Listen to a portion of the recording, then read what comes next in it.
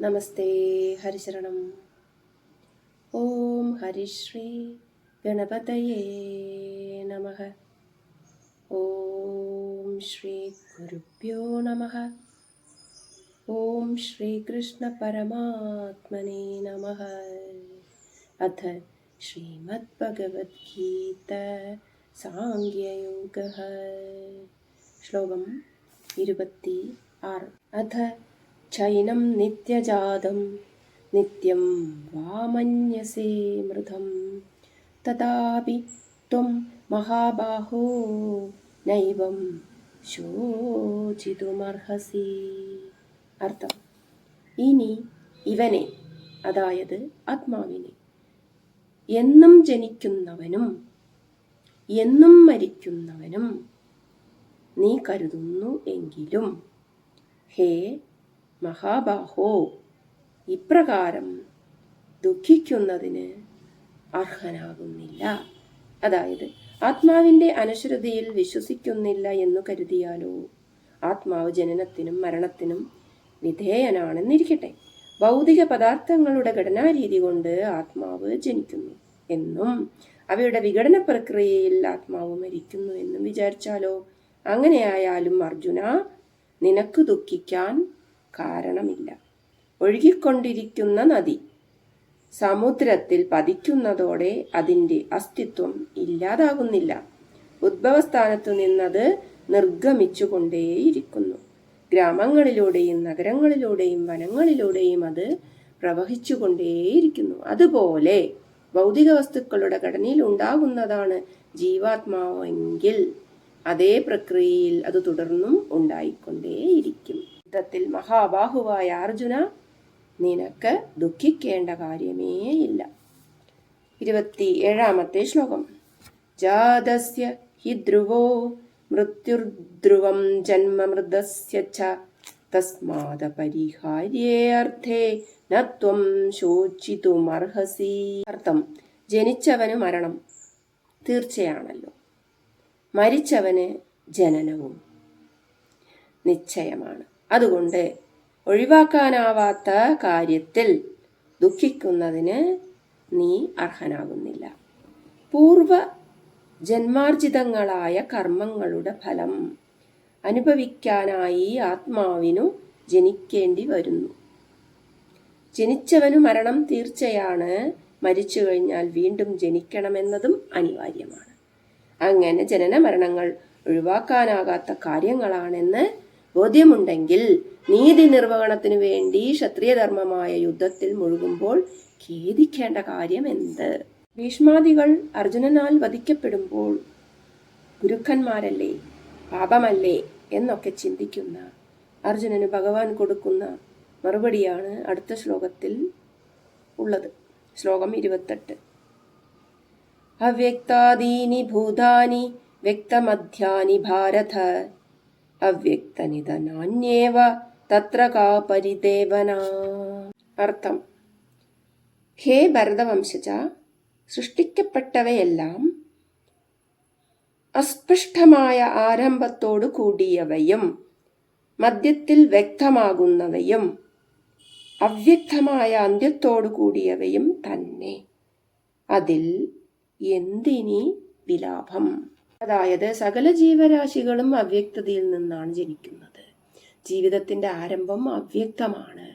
മരണവും മരണാനന്തര ജീവിതവും വ്യക്തമല്ല. അങ്ങനെ ഈ ജീവിതത്തിന്റെ ആദിയും അന്തവും വ്യക്തമായി അറിയാനാവുന്നവയല്ല. മധ്യകാലം മാത്രമേ സ്പഷ്ടമാകുന്നുള്ളൂ. എവിടെ നിന്ന് നാം ഇവിടെ വന്നെത്തി, ഇനി ഒടുവിൽ എങ്ങോട്ട് പോകും, ഇതൊന്നും ആർക്കും തീർച്ചയുള്ള കാര്യങ്ങളല്ല. ഇടയ്ക്കുള്ള ജീവിതത്തെക്കുറിച്ച് ഭൗതികമായ അറിവ് നമുക്കുണ്ട്. ആ നിലയ്ക്ക് അവ്യക്തമായ കാര്യങ്ങളിൽ എന്തിനു ദുഃഖിക്കുന്നു? ശ്ലോകം 29. ആശ്ചര്യവത് പശ്യതി കശ്ചിദേനമാശ്ചര്യവദ്വദതി തഥൈവ ചാന്യഃ ആശ്ചര്യവച്ചൈനമന്യഃ ശൃണോതി ശ്രുത്വാപ്യേനം വേദന ചൈവ കശ്ചിത്. അർത്ഥം: ഒരുവൻ ഇവനെ, അതായത് ആത്മാവിനെ, ആശ്ചര്യം പോലെ കാണുന്നു. മറ്റൊരുവൻ അപ്രകാരം തന്നെ ആശ്ചര്യമെന്ന പോലെ ആത്മാവിനെ പറയുകയും ചെയ്യുന്നു. മറ്റൊരാൾ ഇവനെ, അതായത് ആത്മാവിനെ, ആശ്ചര്യമെന്ന പോലെ കേൾക്കുകയും ചെയ്യുന്നു. കേട്ടാൽ തന്നെയും ഒരുവനും ഇവനെ, അതായത് ആത്മാവിനെ, അറിയുന്നില്ല തന്നെ. അതായത് ചിലരുടെ വീക്ഷണത്തിൽ ഈ ആത്മചൈതന്യം ആശ്ചര്യകരമായ പദാർത്ഥമാണ്. അറിയാവുന്നവരെന്ന് ഭാവിക്കുന്ന ചിലർ ആത്മാവിനെ കുറിച്ച് അത്ഭുതകരമായ രീതിയിലാണ് വർണ്ണിക്കുന്നത്. ശ്രോതാക്കളാകട്ടെ അത്ഭുതമായി തന്നെ ആത്മാവിനെ കുറിച്ച് കേൾക്കുന്നു. അങ്ങനെ കേട്ടാലും ആരും തന്നെ അതിനെ സ്പഷ്ടമായി അറിയുന്നതേയില്ല. ഈ ആത്മാവിനെ കുറിച്ച് ഭഗവാൻ ഇങ്ങനെ പറയുന്നു: ഇന്ദ്രിയാതീതനാണ് ആത്മാവ്. 5 ജ്ഞാനേന്ദ്രിയങ്ങൾ ശരീരത്തിനുണ്ട്. ഓരോന്നിന്റെയും ധർമ്മം അനുഷ്ഠിക്കാൻ മറ്റൊന്നിന് കഴിയുകയില്ലല്ലോ. കയ്പും ചവർപ്പും മധുരവും എല്ലാം ആസ്വദിച്ചറിയാൻ നാക്കിന് മാത്രമേ കഴിയൂ. കണ്ണിന് മധുരമോ കയ്പോ അറിയാനാവില്ല. പാട്ടുകേട്ട് രസിക്കാൻ കർണങ്ങൾക്കേ കഴിയൂ. കണ്ണുകൊണ്ട് ഗാനരസം ആസ്വദിക്കാനാവില്ലല്ലോ. കരിമ്പ് തിന്നിട്ടില്ലാത്ത ആളിനോട് കരിമ്പിൻ തണ്ടിന് മധുരമുണ്ടെന്ന് പറഞ്ഞാൽ ഏതു തരത്തിലുള്ള മധുരമെന്ന് മനസ്സിലാക്കാൻ അയാൾക്ക് കഴിയുകയില്ല. ശർക്കര മധുരമാണ്, പഞ്ചസാര മധുരമാണ്, കരിപ്പൊട്ടി മധുരമാണ്. ഇവയിലേതോ പോലെയാണെന്ന് അയാൾ മനസ്സിലാക്കിയേക്കാം. ആശ്ചര്യം അജ്ഞതയുടെ സന്തതിയാണ്. സത്യബോധമുണ്ടാകുമ്പോൾ അത്ഭുതപ്പെടാനുള്ള കാര്യമില്ലെന്ന് ബോധ്യമാകും. ഏതായാലും നൈമിഷികമായുണ്ടായ ദുഃഖം ഉപേക്ഷിച്ചാൽ അർജുനന് സത്യദർശനം സാധ്യമാകുമെന്ന് ഭഗവാൻ അരുൾ ചെയ്തു. ഇനി 30ാമത്തെ ശ്ലോകം. ദേഹി നിത്യമവദ്യോയം ദേഹേ സർവസ്യ ഭാരത തസ്മാത് സർവാണി ഭൂതാനി ന ത്വം ശോചിത്തുമർഹസി. അർത്ഥം: ഹേ ഭാരത, എല്ലാവരുടെയും ദേഹത്തിലുള്ള ഈ ജീവാത്മാവ് എന്നെന്നും അവധ്യനാണ്. അതുകൊണ്ട് എല്ലാ ജീവജാലങ്ങളെക്കുറിച്ചും നീ ദുഃഖിക്കുന്നതിന് അർഹനാകുന്നില്ല. ജീവാത്മാവ് നാശരഹിതനാണ്. അതിനെ വധിക്കാൻ ആർക്കും കഴിയുകയില്ല. സകല ജീവരാശികളുടെയും സ്ഥിതി അതുതന്നെയാണ്. ഇവിടെ ഭീഷ്മ പിതാമഹനും ഗുരുവായ ദ്രോണാചാര്യരും വധിക്കപ്പെടുന്നതിലുള്ള ദുഃഖമാണ് അർജുനനെ മുഖ്യമായും അലട്ടുന്നത്. ആത്മാവ് വധ്യനാകുന്നില്ല. ആർക്കും ആത്മാവിനെ വധിക്കാൻ കഴിയുകയുമില്ല. അവരുടെ എന്നല്ല, സകല ജീവരാശികളുടെയും ഉള്ളിൽ ആത്മാവ് കുടികൊള്ളുന്നുണ്ട്.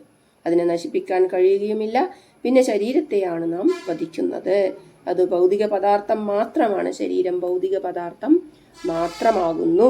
അർജുന, നീ വധിച്ചില്ലെങ്കിലും ഈ ശരീരങ്ങൾക്ക് നാശമുണ്ടാകുമെന്നത് തീർച്ചയാണ്. അതുകൊണ്ട് ദുഃഖിക്കേണ്ട കാര്യം ഇല്ല. ഇതുവരെ പറഞ്ഞ കാര്യങ്ങളെല്ലാം സമ്മതിച്ചാലും, അതായത് ദേഹം നശ്വരമാണ്, ദേഹി നിത്യനാണ് എന്നൊക്കെ പറഞ്ഞത് അംഗീകരിച്ചാലും പാർത്ഥന് ഒരു സംശയം വീണ്ടും ഉണ്ടായേക്കാം. ഭീഷ്മദ്രോണാദികളെ താൻ തന്നെ വധിക്കേണ്ട കാര്യമുണ്ടോ? ഈ സംശയത്തിന് തുടർന്നുള്ള 7 പദ്യങ്ങളിലൂടെ ഭഗവാൻ സമാധാനം നൽകുന്നു. ധർമാനുഷ്ഠാനം, കീർത്തി, ഈ 2 കാര്യങ്ങൾ ചിന്തിച്ചാലും പാർത്ഥന് പടക്കളത്തിൽ നിന്ന് പിന്തിരിയാനാവില്ല എന്ന് ഭഗവാൻ സമർത്ഥിക്കുന്നു. അപ്പോൾ അടുത്ത ശ്ലോകങ്ങളിൽ ആ കാര്യങ്ങളാണ് പാരായണം ചെയ്യാൻ പോകുന്നത്. ഭഗവത്ഗീത പാരായണം ഇഷ്ടപ്പെടുന്നുണ്ടെങ്കിൽ ചാനൽ ലൈക്ക് ചെയ്യൂ, ഷെയർ ചെയ്യൂ, കമൻറ്റ് ചെയ്യൂ, സബ്സ്ക്രൈബ് ചെയ്യാനും മറക്കരുതേ. അടുത്ത ഭാഗത്ത് കാണാം.